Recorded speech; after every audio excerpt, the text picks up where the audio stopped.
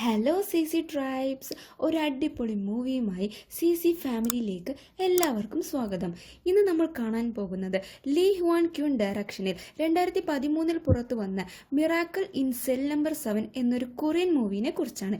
ഈ മൂവിനെ പറ്റി ഓൺലൈനിൽ പറയണമെങ്കിൽ, ചെയ്യാത്ത ഒരു തെറ്റിനു വേണ്ടി മാനസിക വളർച്ച കുറവുള്ള ഒരാളെ ജയിലിലിടുന്നു. അദ്ദേഹത്തിന് എല്ലാമായ ഒരു പെൺകുട്ടി ഉണ്ടായിരുന്നു. ആ കുട്ടിക്ക് തൻ്റെ പപ്പയാണ് ലോകം. പക്ഷേ ആ കുട്ടിയുടെ പപ്പയെ ഒരു റേപ്പ് കേസുമായി ബന്ധപ്പെട്ട് ജയിലിൽ അകപ്പെടുന്നു. ഇവർ രണ്ടുപേരും അവസാനം ഒരുമിക്കോ ഇല്ലയോ എന്നാണ് ഈ സ്റ്റോറിയുടെ ചുരുക്കം.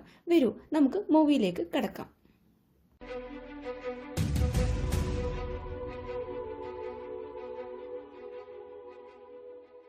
മൂവി തുടങ്ങുന്നത് കോർട്ടിൽ ഒരു കേസിനെ കുറിച്ച് ചർച്ച ചെയ്യുന്നു. ജി എന്ന പേരുള്ള ഒരു ചെറിയ പെൺകുട്ടിയെ റേപ്പ് ചെയ്ത് ചെങ്കല്ല് കൊണ്ട് തലയിലടിച്ച് കൊന്നിട്ടുണ്ട്. അത് ചെയ്ത പ്രതികളെ പോലീസ് അറസ്റ്റ് ചെയ്തു. എവിഡൻസ് എല്ലാം സ്ട്രോങ് ആയിട്ടുണ്ട്. പക്ഷേ ഇത് പല വർഷങ്ങൾക്ക് മുൻപ് കഴിഞ്ഞുപോയ കേസാണ്. ഇത് വീണ്ടും പുറത്തു കൊണ്ടുവന്ന് ചർച്ച ചെയ്യുന്നതിൽ ഒരാവശ്യം ഇല്ല എന്ന് ഒരു ലോയർ വാദിക്കുന്നു. സഡൻലി ഒരു ലേഡി ലോയർ പറയുന്നു, ഇത് കുറേ വർഷങ്ങൾക്ക് മുൻപ് സംഭവിച്ചതാണെങ്കിലും ഈ കേസിൽ വലിയൊരു എററുണ്ട്. പെട്ടെന്ന് തന്നെ എതിർവശത്തുള്ള ഒരു ലോയർ പറയുന്നു, യുവർ ഓണർ, ഇവരുടെ ചെറുപ്രായത്തിലുണ്ടായ സംഭവമാണിത്. ഇവർക്കും ഈ കേസിനും എന്താണ് ബന്ധമുള്ളതെന്ന് ലോയർ ചോദിക്കുന്നു. അപ്പോൾ ലേഡി ലോയർ പറയുന്നു, യുവർ ഓണർ, എനിക്കും ഈ കേസിനും ബന്ധമുണ്ട്.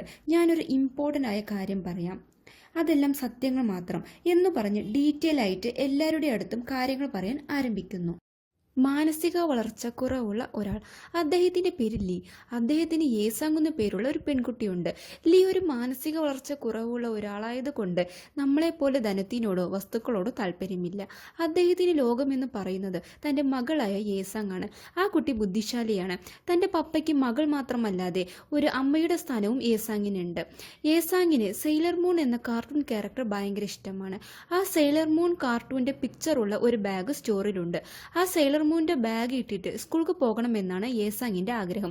പക്ഷേ ആ ബാഗ് വാങ്ങാനുള്ള കാശ് ഇവരുടെ കയ്യിൽ ഇല്ലാത്തതുകൊണ്ട് ദിവസവും ആ ഷോപ്പിൽ വന്നിട്ട് ആ ബാഗ് നോക്കിയിട്ട് പോകും.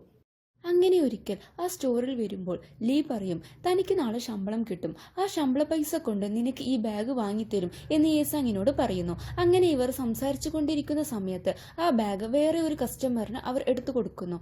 അപ്പോൾ തന്നെ ലീ ഉള്ളിലേക്ക് വന്നിട്ട് കസ്റ്റമേഴ്സിനോട് പറയുന്നു, ഞങ്ങളുടെ ബാഗാണത്, ഞങ്ങൾ ദിവസവും വന്ന് നോക്കാറുണ്ട്, ഇങ്ങോട്ട് തരൂ എന്ന് പറയുന്നു. അദ്ദേഹത്തിന്റെ പെരുമാറ്റം കണ്ട് ഷോപ്പിലുള്ളവർ ലീനെ തല്ലുന്നു. അങ്ങനെ രണ്ടുപേരും വീട്ടിൽ തിരികെ എത്തുന്നു. വിഷമിക്കേണ്ട യേസാങ്, എൻ്റെ ശമ്പളം കിട്ടിയിട്ട് എങ്ങനെയെങ്കിലും എവിടെന്നെങ്കിലും അന്വേഷിച്ച് അതുപോലത്തെ ബാഗ് ഞാൻ വാങ്ങിച്ചു തരും എന്ന് വാക്ക് കൊടുക്കുന്നു. ലീ ഒരു സൂപ്പർ മാർക്കറ്റിലെ പാർക്കിങ്ങിലാണ് ജോലി ചെയ്യുന്നത്. അദ്ദേഹത്തിന് അന്ന് ശമ്പളം കിട്ടി. എങ്ങനെയെങ്കിലും സെയിലർ മൂണിന്റെ ബാഗ് വാങ്ങണം എന്ന് ലീ തീരുമാനിക്കുന്നു. ആ സമയത്ത് ഒരു പെൺകുട്ടി തൻ്റെ പാരൻസിൻ്റെ ഒപ്പം അങ്ങോട്ട് വരികയാണ്. ആ കുട്ടി സെയിലർ മൂണിന്റെ ബാഗ് ഇട്ടിട്ടുണ്ട്. ആ കുട്ടി ലീയോട് പറയുന്നു, നിങ്ങളല്ലേ ഈ ബാഗ് വാങ്ങണമെന്ന് പറഞ്ഞ് ഇതുപോലത്തെ ബാഗ് വേറെ ഷോപ്പിലുമുണ്ട്, നിങ്ങൾ എൻ്റെ ഒപ്പം വരൂ, ഞാൻ കാണിച്ചു തരാം എന്ന് പറഞ്ഞ് ലീനെ വിളിക്കുന്നു. ആ കുട്ടിയുടെ പേരാണ് ജിയങ്. ലീ ആ കുട്ടിയെ ഫോളോ ചെയ്ത് ആ ബാഗുള്ള ഷോപ്പിലേക്ക് പോയോണ്ടിരിക്കുന്നു. പെട്ടെന്ന് ആ കുട്ടി താഴെ വീഴുന്നു. ആ കുട്ടിക്ക് ഹാർട്ട് ബീറ്റ് ഇല്ല എന്ന് ലീ മനസ്സിലാക്കുന്നു. ലീ ആ കുട്ടിക്ക് ശ്വാസം കൊടുക്കാൻ ശ്രമിക്കുന്നു. ബ്ലഡ് സർക്കുലേഷന് വേണ്ടി ആ കുട്ടിയുടെ പാൻറ് ഊരാൻ നോക്കുന്നു. ഇതൊക്കെ അവിടെ അടുത്തുള്ള ഒരു ലേഡി കാണുന്നു. ആ ലേഡി വിചാരിക്കുന്നു കുട്ടീനെ റേപ്പ് ചെയ്യുകയാണ് എന്ന്. പെട്ടെന്ന് തന്നെ ആ സ്ഥലത്ത് നിന്ന് ആ ലേഡി ഓടിപ്പോയി പോലീസുക്ക് കോൾ ചെയ്യുന്നു. പോലീസ് ലീനെ അറസ്റ്റ് ചെയ്യുന്നു. പോലീസ് സ്റ്റേഷനിൽ കൊണ്ടുപോയ ലീ, നേരം വൈകി, എൻ്റെ മകൾ ഒറ്റയ്ക്കാണ്, എനിക്ക് വേണ്ടി കാത്തിരിക്കും, എനിക്ക് വീട്ടിലോട്ട് പോകണം എന്ന് പറഞ്ഞ് അവിടെ ബഹളമുണ്ടാക്കാൻ ശ്രമിക്കുന്നു. അവിടെയുള്ള പോലീസുകാർ ലീനെ തല്ലുന്നു. യേസാങ് വീട്ടിൽ തൻ്റെ പപ്പയ്ക്ക് വേണ്ടി കാത്തിരിക്കുകയാണ്. ദിവസം കടന്നു പോകുന്നു. ലീ വന്നില്ല. അടുത്ത ദിവസം യേസാങ് സ്കൂളിൽ പോകാൻ റെഡിയാകുന്നു. ആ സമയത്ത് ലീനെ പോലീസുകാർ ആ കുട്ടി മരിച്ച സ്ഥലത്തേക്ക് കൊണ്ടുവരുന്നു. ആ കുട്ടിനെ എന്തൊക്കെ ചെയ്തിട്ടാണ് കൊന്നത് എന്ന് പോലീസ് ചോദിക്കുമ്പോൾ ലീ താൻ കുട്ടിയെ രക്ഷിക്കാൻ വേണ്ടി ഹാർട്ട് ബീറ്റ് വരുത്തുവാൻ വേണ്ടി നെഞ്ഞത്ത് അമർത്തിയതും ബ്ലഡ് സർക്കുലേഷന് വേണ്ടി പാൻറ് ഊരാൻ നോക്കിയും എന്ന് പറയുന്നു. പക്ഷെ പോലീസുകാർ ഇതൊന്നും വിശ്വസിക്കുന്നില്ല. പോലീസുകാർ ലീയുടെ പാൻറ് ഊരാൻ പറയുന്നു. പക്ഷെ ഞാൻ എൻ്റെ പാൻറ്റൊന്നും ഊരിയിട്ടില്ല എന്ന് ലീ പറയുന്നു. പോലീസുകാർ പാൻറ് ഊരാൻ ഭീഷണിപ്പെടുത്തുന്നു. ലീയും പാൻറ് ഊരുന്നു. ചുറ്റി നിൽക്കുന്ന പ്രസ്സും പിന്നെ ആൾക്കൂട്ടവും മനസ്സിലാക്കുന്നു ലീയാണ് കുട്ടിയെ റേപ്പ് ചെയ്തത് എന്ന്. ഈ സ്പോട്ടിൽ ഇത്രയും ആൾക്കൂട്ടവും പ്രസ്സും വരാൻ ഇമ്പോർട്ടൻ്റ് ആയ കാരണം മരിച്ചു പോയത് കമ്മീഷണറുടെ മകളാണ്. അവസാനം ലീനെ പോലീസുകാർ അറസ്റ്റ് ചെയ്യുന്നു. ആ സ്ഥലത്ത് എത്തി യേസാങ് ഇത് കാണുന്നു. പപ്പ എവിടെയാ പോകുന്നത് എന്ന് പറഞ്ഞ് യേസാങ് കരയുന്നു.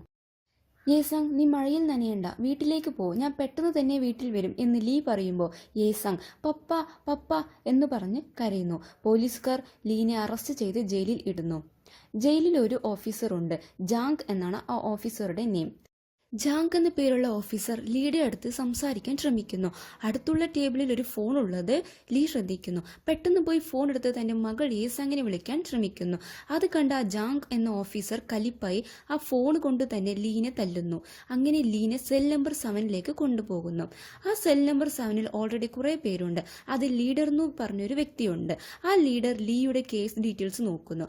അതിൽ നിന്ന് ഒരു ചെറിയ കുട്ടിയെ റേപ്പ് ചെയ്തിട്ടാണ് ലീ ഉള്ളിൽ വന്നതെന്ന് മനസ്സിലാക്കുന്നു. ആ കാര്യം മനസ്സിലാക്കി ആ സെല്ലിലുള്ള എല്ലാവരും ലീനെ ഭയങ്കരമായിട്ട് തല്ലുന്നു. ഈ സമയത്ത് പപ്പയ്ക്ക് വേണ്ടി വെയിറ്റ് ചെയ്യുന്ന യേസാങ്ങിനെ തന്റെ അയൽവാസികൾ ഓർഫനേജിൽ ചേർക്കുന്നു. ജയിലിൽ ലീ തന്റെ മകളായ യേസാങ്ങിനെ കുറിച്ച് ഓർത്ത് വിഷമിച്ച് മണലിൽ യേസാങ്ങിന്റെ പേര് എഴുതുന്നു. ലീഡർ എന്ന് പറഞ്ഞ വ്യക്തിക്ക് ജയിലിൽ കുറെ ശത്രുക്കളുണ്ട്. അതിലൊരു ശത്രു ലീഡറിനെ കത്തി ഉപയോഗിച്ച് കൊല്ലാൻ നോക്കുന്നു. ആ സമയത്ത് ലീഡറിനെ ആ കത്തിക്കുത്തിൽ നിന്നും രക്ഷിക്കുന്നു. തന്റെ ജീവൻ രക്ഷിച്ച നിനക്ക് എന്താണ് ഞാൻ ചെയ്തു തരേണ്ടതെന്ന് ലീഡർ ലീയോട് ആവശ്യപ്പെടുന്നു. അത് കേട്ട് ലീ യേസാങ്ങിനെ കാണണമെന്ന് മറുപടി പറയുന്നു. ലീഡർ എന്ന് പറഞ്ഞ വ്യക്തിക്ക് കുറെ സെക്യൂരിറ്റി ഗാർഡ്സ് ഫ്രണ്ട്സ് ആയിട്ടുണ്ട്. അവരുടെ സഹായം കൊണ്ട് യേസാങ് ആരാണ് ലീഡർ കണ്ടെത്തുന്നു.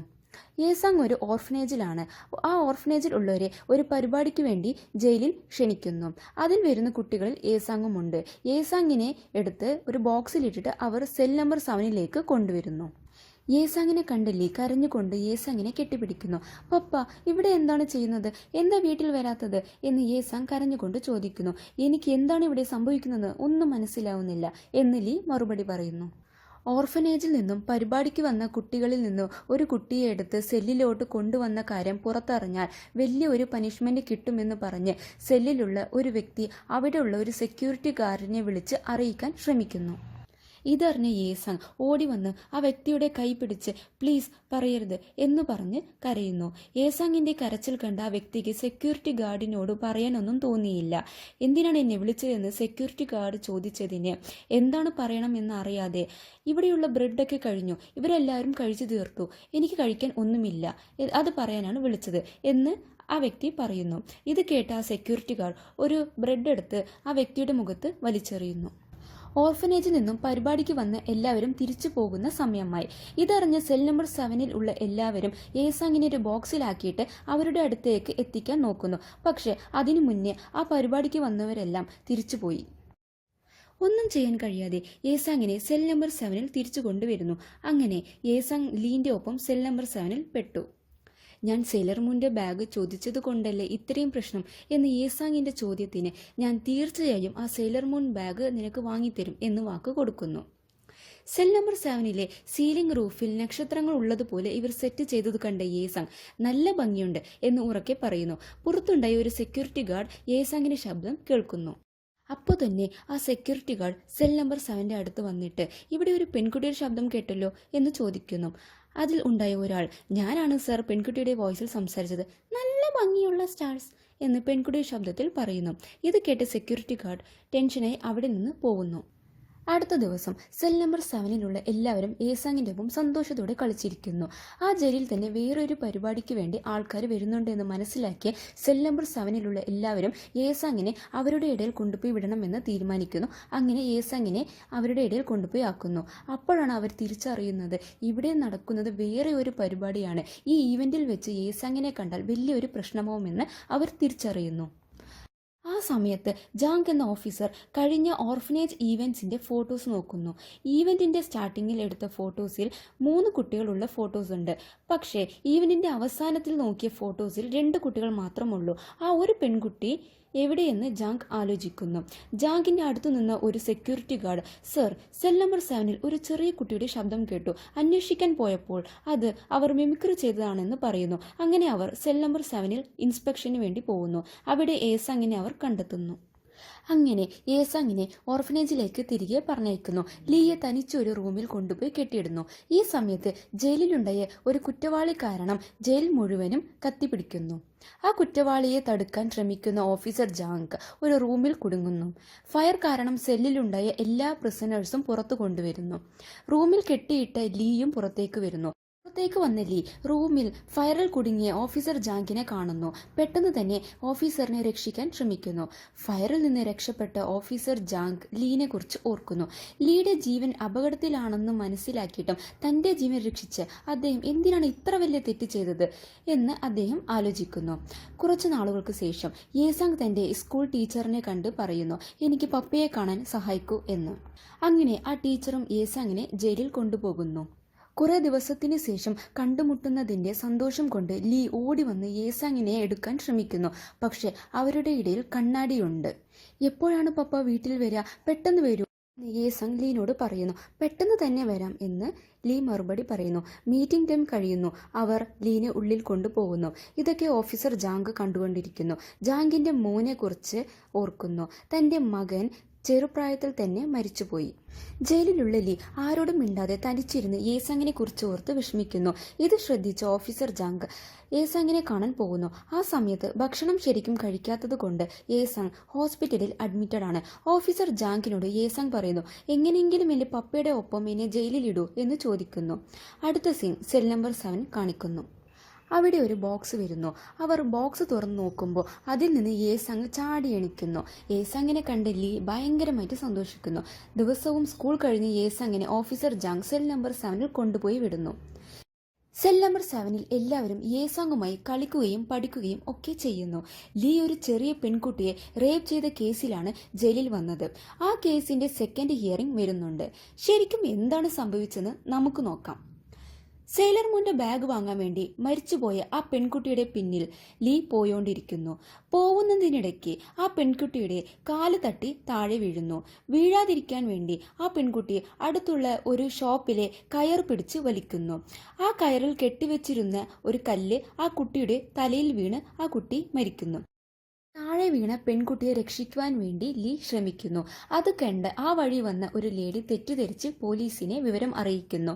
ഇതൊക്കെ പറഞ്ഞ് കോർട്ടിൽ എങ്ങനെയൊക്കെ സംസാരിക്കണമെന്ന് ലീക്ക് അവർ ട്രെയിനിങ് കൊടുക്കുന്നു. ലീയും അവർ പറയുന്നത് പോലെ പറഞ്ഞ് പ്രാക്ടീസ് ചെയ്യുന്നു. ഈ കേസിനെ കുറിച്ച് ഓഫീസർ ജാങ്ക് അന്വേഷിക്കുന്നു. ഓഫീസർ ജാങ്ക് മനസ്സിലാക്കുന്നു ലീ കുറ്റവാളി അല്ല എന്ന്. പക്ഷേ മരിച്ചുപോയ കുട്ടി കമ്മീഷണറുടെ മകളായതുകൊണ്ട് ജാങ്കിന് ഒന്നും ചെയ്യാൻ പറ്റുന്നില്ല. ലീയെ സപ്പോർട്ട് ചെയ്യുവാൻ ഒരു ലോയർ വരുന്നു. ഇത് കമ്മീഷണറുടെ കേസാണ്. ഇതിൽ നിനക്കും നിന്റെ മകൾക്കും നല്ല പ്രശ്നങ്ങളുണ്ടാവും എന്ന് ലോയർ പറയുന്നു. അങ്ങനെ ലീനെ കോർട്ടിൽ കൊണ്ടുപോകുന്നു. അവിടെ വെച്ച് ലീനെ ഭയങ്കരമായിട്ട് തല്ലുന്നു. കോർട്ടിൽ വെച്ച് ലീയോട് ജഡ്ജ് ചോദിക്കുന്നു, നീയാണോ പെൺകുട്ടിയെ റേപ്പ് ചെയ്തത് എന്ന്. ലീയുടെ അടുത്ത് നിന്ന് കമ്മീഷണർ പറയുന്നു, ഈ കുറ്റം നീ സമ്മതിച്ചില്ലെങ്കിൽ നിന്നെ തല്ലിയ പോലെ തന്നെ നിന്റെ മകളെയും തല്ലും എന്ന് പറയുന്നു. ലീ ജഡ്ജിനോട് പറയുന്നു, ആ കുട്ടിയെ റേപ്പ് ചെയ്തതും കൊന്നതും ഞാനാണ് എന്ന്. ഇത് കേട്ട ഓഫീസർ, സത്യം പറയൂ ലീ, എന്തിനാണ് മാറ്റി സംസാരിക്കുന്നത് എന്ന് പറയുന്നു. ഓഫീസർ ജാങ്കിന് ഒന്നും മനസ്സിലാവുന്നില്ല, എന്തിനാണ് ലീ മാറ്റി പറയുന്നതെന്ന്. തൻ്റെ മകളായ യേസാങ്ങിനെ രക്ഷിക്കുവാൻ വേണ്ടി താൻ ചെയ്യാത്ത തെറ്റിനെ സമ്മതിച്ച് ലീക്ക് അവർ മരണശിക്ഷ കൊടുക്കുന്നു. പിന്നെ ദിവസവും ലീനെ കാണാൻ യേസാങ് ജയിലിൽ വരുന്നു. അങ്ങനെ ഒരിക്കൽ സംസാരിക്കുമ്പോൾ മീറ്റിംഗ് ടൈം കഴിയുന്നു. ലീനെ സെക്യൂരിറ്റി ഉള്ളിലേക്ക് കൊണ്ടുപോകുന്നു. പോകുന്ന സമയത്ത് യേസാങ് 1 2 3 എന്ന് പറയുന്നു. അപ്പോൾ ലീ തിരിഞ്ഞ് ഫണ്ണിയായിട്ട് കാണിക്കുന്നു. അത് കണ്ട് യേസാങ് സന്തോഷിക്കുന്നു. ഓഫീസർ ജാങ്കിന് ഒരു ആൺകുട്ടി ഉണ്ടായിരുന്നു. ആ കുട്ടി ചെറുപ്രായത്തിൽ തന്നെ മരിച്ചു പോകുന്നു.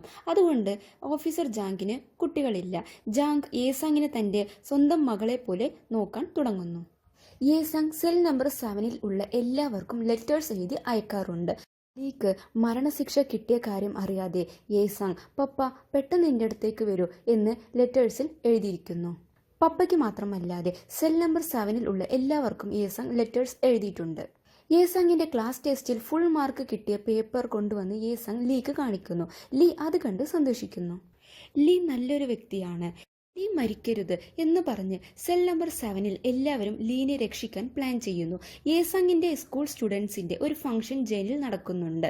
ഫംഗ്ഷന്റെ അവസാനം യേസാങ്ങിനെയും ലീനെയും ഒരു ഗ്യാസ് ബലൂണിൽ കെട്ടിപ്പറപ്പിക്കുന്നു. പോലീസുകാർ ഇത് തടയാൻ ശ്രമിക്കുന്നു. പക്ഷെ അവിടെയുള്ള എല്ലാ പ്രിസണേഴ്സും പോലീസുകാരെ എതിർക്കുന്നു. പറന്നു പോകുന്ന ഗ്യാസ് ബലൂണിന്റെ കയർ ജയിൽ മതിലിന്റെ കമ്പിയിൽ കുടുങ്ങുന്നു. അങ്ങനെ ഗ്യാസ് ബലൂൺ അവിടെ സ്റ്റക്കായി നിൽക്കുന്നു. ലീയുടെ അവസാന ദിവസം ഇന്നാണ്. ലീക്ക് മരണശിക്ഷ നൽകാൻ പോകുന്നത്. അവസാന ദിവസം ആയോണ്ട് യേസാങ്ങിനെ സെൽ നമ്പർ 7 കൊണ്ടുവരുന്നു. യേസാങ്ങിനെ ഇത് ലീയുടെ അവസാന ദിവസം എന്ന് അറിയില്ല. മാത്രമല്ല അന്ന് യേസാങ്ങിൻ്റെ ബർത്ത്ഡേ ആണ്. സെൽ നമ്പർ 7-ൽ എല്ലാവരും യേസാങ്ങിന് വേണ്ടി കേക്ക് കൊണ്ടുവരുന്നു, ഗിഫ്റ്റ്സ് കൊടുക്കുന്നു. ലീയുടെ ഗിഫ്റ്റ് യേസാങ് ഓപ്പൺ ചെയ്യുന്നു. അതിൽ സെയിലർ മൂൻ്റെ ബാഗ് കാണുന്നു. യേസാങ് വളരെ സന്തോഷമാകുന്നു. യേസാങ്ങിൻ്റെ വിസിറ്റിംഗ് ടൈം കഴിയുന്നു. സെൽ നമ്പർ 7-ൽ എല്ലാവരും ലീയുടെ ഷർട്ടിൻ്റെ പിന്നിൽ നീ നല്ല മനുഷ്യനാണ്, ഒരു തെറ്റും ചെയ്തിട്ടില്ല, നല്ല മനസ്സുള്ള ഒരു വ്യക്തിയാണ്, നിന്നെ ഞങ്ങൾ മിസ് ചെയ്യും എന്ന് എഴുതിയിട്ടുണ്ട്. ഇതൊക്കെ ഓഫീസർ ജാങ് ശ്രദ്ധിക്കുന്നു. യേസാങ് തിരിഞ്ഞു പോവാനുള്ള സമയമായി. അവർക്ക് ഇനി കാണാൻ പറ്റൂല, നന്നായി പഠിക്ക്, ഹാപ്പി ആയിട്ടിരിക്കെ എന്ന് പറയുന്നു. ലീനെ അങ്ങനെ അവർ കൊണ്ടുപോകും.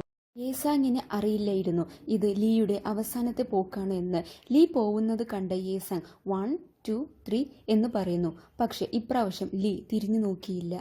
ലീ തിരിഞ്ഞു നോക്കാത്തത് കൊണ്ട് യേസാങ് പപ്പ പപ്പ എന്ന് വിളിച്ച് കരയാൻ തുടങ്ങി. യേസാങ്ങിൻ്റെ കരച്ചിൽ കേട്ട് ലീ ഓടി വന്ന് ഞാൻ തെറ്റ് ചെയ്തു എന്ന് പറഞ്ഞ് യേസാങ്ങിനെ തിരിച്ചു കാണൂല എന്ന സത്യം അറിഞ്ഞ് ലീ വല്ലാണ്ട് വിഷമിച്ച് കരയുന്നു. അവിടെയുള്ള ഓഫീസറോട് ഞാൻ ഒരു തെറ്റും ചെയ്തിട്ടില്ല, എനിക്ക് യേസാങ്ങിൻ്റെ ഒപ്പം നിൽക്കണം എന്ന് പറഞ്ഞ് കരയുന്നു. പക്ഷേ ഇത് കാണുന്ന ഓഫീസർ ജാങ്കിന് ഒന്നും ചെയ്യാൻ പറ്റുന്നില്ല. കാര്യങ്ങളെല്ലാം കൈവിട്ടുപോയി. ഇനി നിങ്ങൾ വീട്ടിലേക്ക് വരൂലേ, ജയിലിൽ തന്നെയാണോ ഇരിക്കുള്ളൂ എന്ന് യേസാങ് ചോദിക്കുന്നു. ഞാൻ വലിയൊരു തെറ്റ് ചെയ്തു എന്ന് പറഞ്ഞ് ലീ യേസാങ്ങിനെ കെട്ടിപ്പിടിച്ച് കരയുന്നു. ലീനെ അവിടെ നിന്ന് അവർ കൊണ്ടുപോകുന്നു. അത് കണ്ട് യേസാങ്ങിന് സങ്കടം സഹിക്കാൻ വയ്യാതെ കരയുന്നു. ഈ സംഭവങ്ങളൊക്കെ ലേഡി ലോയർ കോർട്ടിൽ വെച്ച് എല്ലാവരുടെ അടുത്തും പറയുന്നു. ഈ കേസിനും എനിക്കും വലിയൊരു ബന്ധമുണ്ട്, ഞാനാണ് യേസാങ് എന്ന് ആ ലേഡി ലോയർ പറയുന്നു. ഒരു തെറ്റും ചെയ്യാത്ത വ്യക്തിയാണ് എൻ്റെ പപ്പ. ചെയ്യാത്ത തെറ്റിനു വേണ്ടി എൻ്റെ പപ്പയെ നിങ്ങൾ കൊന്നു. എൻ്റെ പപ്പ നിരപരാധി ആണെന്ന് അറിയിക്കാൻ വേണ്ടിയാണ് ഞാൻ ഈ കേസ് വീണ്ടും പുറത്തേക്ക് കൊണ്ടുവന്നത്. ഇത് കേട്ട ജഡ്ജ് ലീ ഒരു നിരപരാധിയാണെന്ന് പ്രഖ്യാപിക്കുന്നു. ഈ ജഡ്ജ് വേറെ ആരുമല്ല, ലീയുടെ കേസിന് വേണ്ടി ലീനെ സപ്പോർട്ട് ചെയ്യാൻ വന്ന ലോയറാണ്. സെൽ നമ്പർ 7-ൽ ഉള്ള എല്ലാവരും പുറത്തു വരുന്നു. അവരും ഈ കോർട്ടിലുണ്ട്. ലീ നിരപരാധി ആണെന്ന് കേട്ടപ്പോൾ എല്ലാവരും ഭയങ്കരമായിട്ട് സന്തോഷിക്കുന്നു. ഇതൊക്കെ കണ്ട് യേസാങ് സന്തോഷിക്കുകയാണ്. പക്ഷെ ലീനെ കുറിച്ച് ഓർത്ത് കരയുന്നു. യേസാങ് സെൽ നമ്പർ 7-ലേക്ക് പോകുന്നിടയ്ക്ക് ഗ്യാസ് ബലൂൺ പറക്കുന്നത് പോലെയും അതിൽ ലീയും ചെറിയ യേസാങ്ങും ഉള്ളതുപോലെ ഓർക്കുന്നു. എന്നിട്ട് ഐ ലവ് യു പപ്പ എന്ന് പറയുന്നു. അങ്ങനെ മൂവി അവസാനിക്കുന്നു.